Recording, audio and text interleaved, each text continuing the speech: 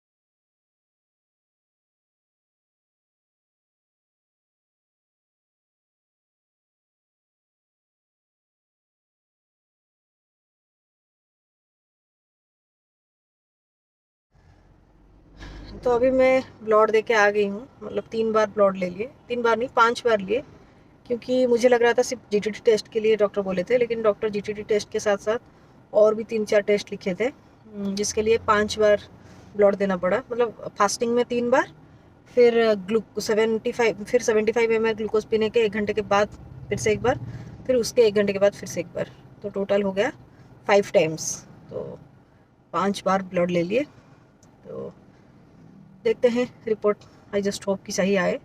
तो एक्चुअली पूरा जो मेरी ब्लड शुगर की हिस्ट्री वगैरह जानने के लिए भी बाकी सारे जो ब्लड जो एक्स्ट्रा लिए, वो बस मेरी जो 3 मंथ्स में अगर शुगर ज़्यादा हुआ होगा, बीच में फिर कम हो गया होगा, जैसे ग्राफ में आता है ना, वो सारे उसी चीज़ से पता चल जाएगा। फिर और भी बहुत सारी चीज़ें हैं, मतलब जिसको जानना ज़रूरी था, जिसका टेस्ट करना ज़रूरी था। तो वो डॉक्टर सारी चीज़ वो लिखे थे। तो बस 5 बार ब्लड दे दिए। तो आई जस्ट होप कि रिपोर्ट सारे सही आए। और पूरा अभी तो कुछ खाना भी नहीं खाई हूँ, तो बहुत ज़्यादा तेज़ भूख लग रही है। मतलब उल्टी जैसी फील हो रही है, कुछ खाई नहीं हूँ ना इसलिए। तो अभी पहले एक आइसक्रीम खा लूँगी, फिर उसके बाद खाना वाना जो खाना है खाऊँगी, ब्रेकफास्ट वगैरह। तो ये था कुछ ब्लड टेस्ट।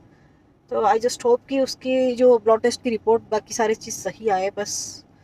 और झेलने की मतलब पेशेंस नहीं है मुझ में। तो यही है बस। तो आज मैं आई हूँ, मेरी एनएसटी टेस्ट होगी।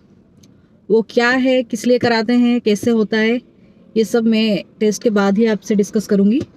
फ़िलहाल मैं जा रही हूँ एनएसटी टेस्ट के लिए, जो डॉक्टर ने प्रिस्क्राइब किए हैं कि एनएसटी टेस्ट करा के उनको रिपोर्ट दिखाना है।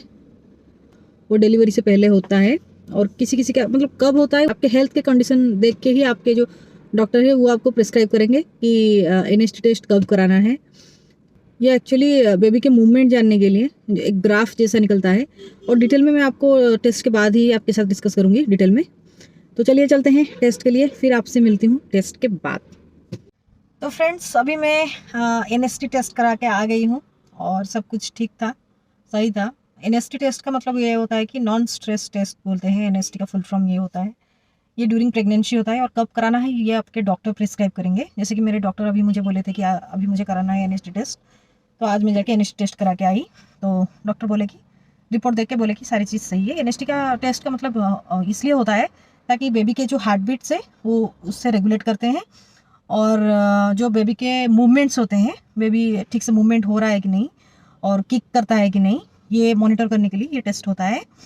तो वो एक मतलब अपन हमारे बेली एरिया में एक लगा देते हैं, एक चिपका देते हैं, एक छोटा सा मतलब एक स्टिकर जैसा चिपका देते हैं, उसमें कॉर्ड लगा हुआ होता है मशीन के साथ।